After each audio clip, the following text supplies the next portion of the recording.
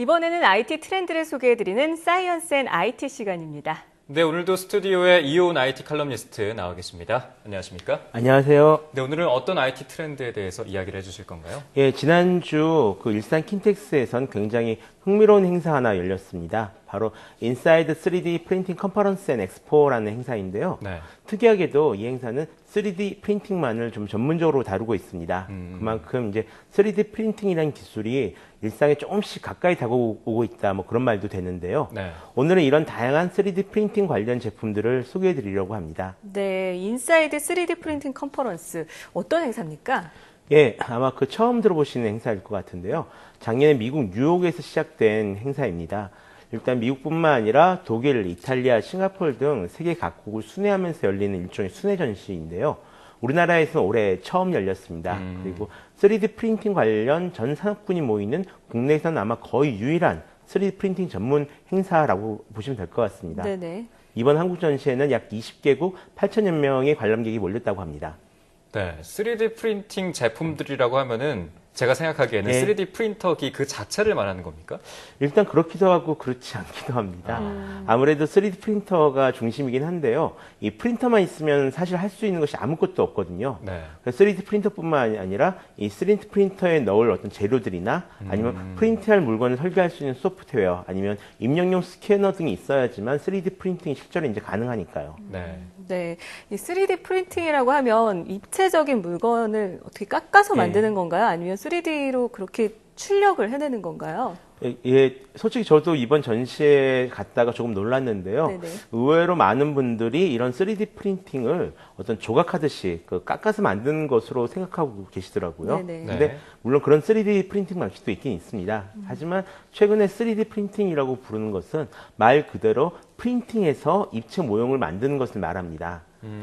이제 지금 보시는 것은 이제 3D 프린터가 실제로 출력을 하고 있는 그 모습을 담은 영상인데요. 네. 아이스크림 기계에서 소프트 아이스크림을 뽑아 담듯이 만들고 있습니다. 네. 이렇게 재료를 녹여서 특정한 모양으로 쌓는 것을 FDM 방식이라고 부르는데요. 요즘 가장 많이 사용되는 3D 프린팅 방식입니다. 네, 엄청 이제 생각하기에는 큰 존재, 그러니까 좀 네. 복잡한 기술들이 적용될 것 같아서 기대를 했는데 앞서서 보는 화면을 보니까 조금 정교하지 못할 것 같다는 생각은 좀 듭니다. 그렇습니다. 이렇게 FDM 방식으로 출력한 제품들 같은 경우에는요, 아무래도 완성도가 좀 많이 떨어지는 편입니다. 또 요즘 들어서 많은 개량이 이루어지고 있기는 하지만 네. 아무래도 정밀하면 할수록 이 만드는 시간이 오래 걸리기 때문에 어떤 균형 맞추기가 쉽지 않은 것이 사실이기도 하고요. 하지만 아주 정밀한 부품을 만들어내는 그런 공법도 있긴 있습니다. 네. 선택적 레이저 소결 방식, 줄여서 SLS 방식이라고 부르는 이제 3D 프린팅 기술인데요. 네. 프린팅에 사용될 재료를 좀 파우더 같이 고온 가루로 만든 다음에 이 파우더를 쌓으면서 특정한 모양에 맞게 레이저로 붙여서 입체 모형을 만드는 그런 방식입니다. 네. 그 때문에 이제 영상에서 보이듯 SLS 방식으로 프린트한 제품은 화석을 발굴하는 느낌으로 이제 파우더 속에서 이제 제품을 꺼내게 되는데요. 많이 특이하죠. 이런 SLS 방식은 분명한 장점을 지니고 있습니다. 그거는 재료를 파우더로 만들어 쓰는 만큼 플라스틱부터 금속까지 상당히 다양한 재료를 사용할 수가 있고요. 그렇기 때문에 또 실제로 바로 쓸 수 있는 그런 강도를 가진 부품들을 만들어낼 수 있다는 겁니다. 네. 실제로 미국 포드사에서는 3D 프린터를 이용해서 프로토타입 자동차 부품을 연간 약 10만 개 이상 생산하고 있다고 합니다. 네. 네. 지금 이야기를 듣다 보니까 SLS 방식 3D 프린터가 뭔가 더 정교할 것 같은데 막상 현실에서는 FDM 방식 3D 프린터가 더 많이 선을 보이고 그렇죠. 있어요.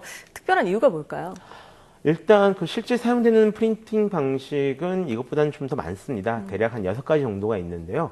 그 중에서도 FDM이나 SLS 방식이 각광받는 이유는 좀 서로 다른 장점이 있기 때문입니다. 네. 우선 FDM은 품질은 좀 떨어지는 편이지만 저렴하고 비교적 그 사용하기 좀 쉬운 편이고요.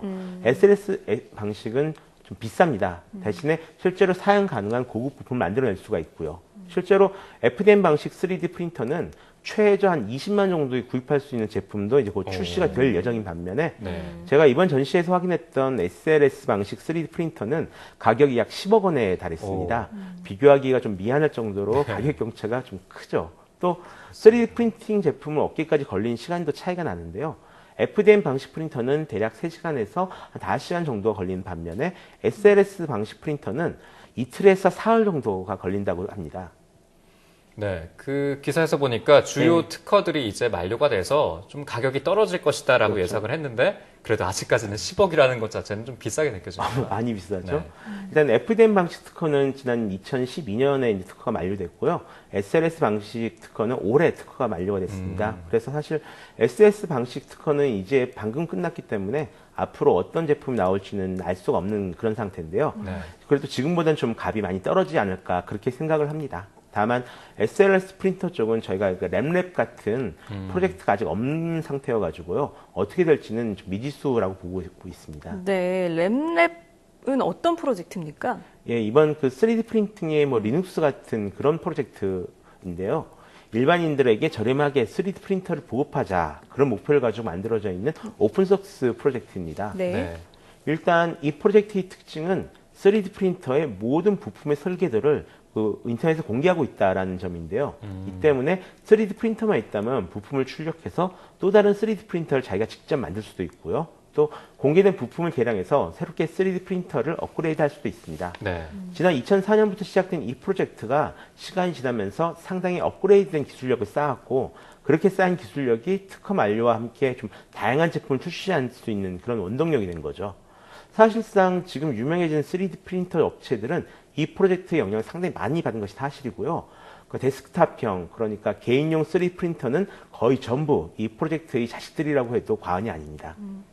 또 거기에 더해서 그 정치인들도 항목을 좀 해줬는데요. 네. 사실 제품이 나오긴 나왔지만 값도 여전히 한 100만 원 정도 되고 인쇄된 제품의 품질이 뛰어난 편은 아니라서 일반용 제품의 판매량이 그렇게 많지는 않았었습니다. 그런데 미국 오바마 대통령이 지난 2013년 국정연설에서 이 3D 프린터 산업에 대해서 굉장히 중요하다 이렇게 네. 언급을 하면서 언론이나 소비자의 관심이 확 늘어나게 됐고요.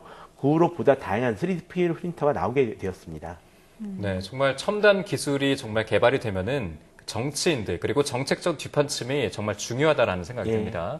그리고 계속해서 3D 프린터가 앞으로 어떤 그 기술적 동향으로 발전할지 어떻게 보십니까? 일단 솔직히 말씀드리자면 지금 3D 프린터 산업은 모든 것을 할 수 있기도 하고 모든 것을 할 수 없기도 한 그런 상태입니다. 네. 모순된 말 같지만 정말로 현재 상황이 딱 그렇거든요. 일단 전체 3D 프린팅 시장은 앞으로도 매년 20% 이상 성장할 것으로 예측되고 있습니다. 그 중에서도 또 특히 어떤 금속 재료를 이용한 3D 프린팅 시장은 상당히 놀라운 기세로 지금 성장을 하고 있는데요. 일단 의료 산업 쪽의 적용은 이미 빠르게 이루어지고 있습니다. 그리고 자동차나 항공기, 로봇 산업으로도 빠르게 적용될 가능성이 아주 높고요. 네. 하지만 일반 소비자들이 간편하게 3D 프린팅을 이용해서 뭐 직접 제품 만들기까지는 아직까지도 꽤 시간이 걸리지 않을까 그렇게 생각합니다. 네, 말씀하신 대로 최근에 3D 프린터 열풍이 불면서 네. 3D 프린터 관련 창업을 하려는 분들 많아지고 있다고 네. 들었는데요. 과연 3D 프린터 시장 상황 어떨까요? 이게 만약에 한 10년 정도 내다보고 창업을 하신다면은 굳이 말리지는 않을 것 같습니다. 그런데 솔직히 그 일반 소비자들 대상으로 한 프린트 시장이 열리기까지는 시간이 좀 넉넉히 걸릴 것 같거든요. 그런 의미에서는 제 친구들이나 제가 아시는 분들이라면 굳이 창업을 권하고 싶지는 않습니다. 네, 그 SLS 방식이 이제 좀 표준이 이제 만료가 된다고 예. 했으니까요. 좀 가격이 떨어질 때까지 저는 좀 기다려볼 생각입니다. 네. 아직까지는 뭐 산업적으로 적용이 된다든지 가정용으로는 조금 무리가 있기 때문에 맞습니다. 좀 기다려봐야 될 것 같다는 생각이 듭니다. 지금까지 IT 칼럼니스트 이훈 씨와 3D 프린팅에 대한 이야기 나눠봤습니다. 오늘 말씀 고맙습니다. 고맙습니다.